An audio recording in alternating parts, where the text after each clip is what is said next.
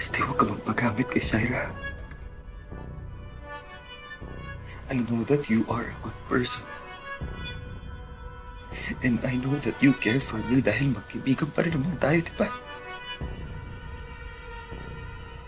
Bakit mo sa akin ginagawa to? Leslie, please. Di ba makaawa ko sa'yo? Tanggalin mo na itong mga tali. Tulungan mo kung makaalis dito. Sige na, please. Hindi pa huli ang lahat para gawin ang tama, Leslie. Masirahin yung buhay mo by committing this crime. Leslie. Please. Tulungan mo ako. Baka wala mo na ako. Pinapangako ko sa'yo pag pinakawalan mo ako dito, kakalimutan ko magkasabot kayo ni Shaira.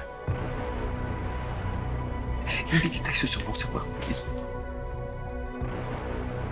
Tulungan mo na ako siya. Tulungan mo na ako, please.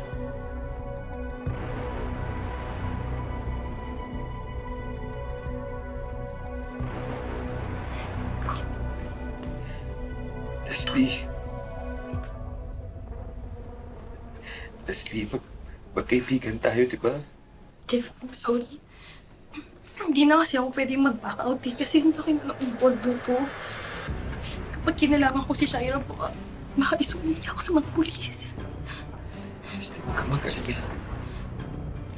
Hindi kita isusunod sa mga pulis. Sasabihin ko sa mga pulis na pinilit ka lang ni Shaira. Pasensya na, Jeff. Hindi mo kasi naiintindihan eh. Alam ko na kasi kung ano yung kayang gawin ni Shaira. Baka mas malala nangyari sa akin kapag hindi ko siya sinunod. Kaya wala akong choice kundi sundin siya, Jeff.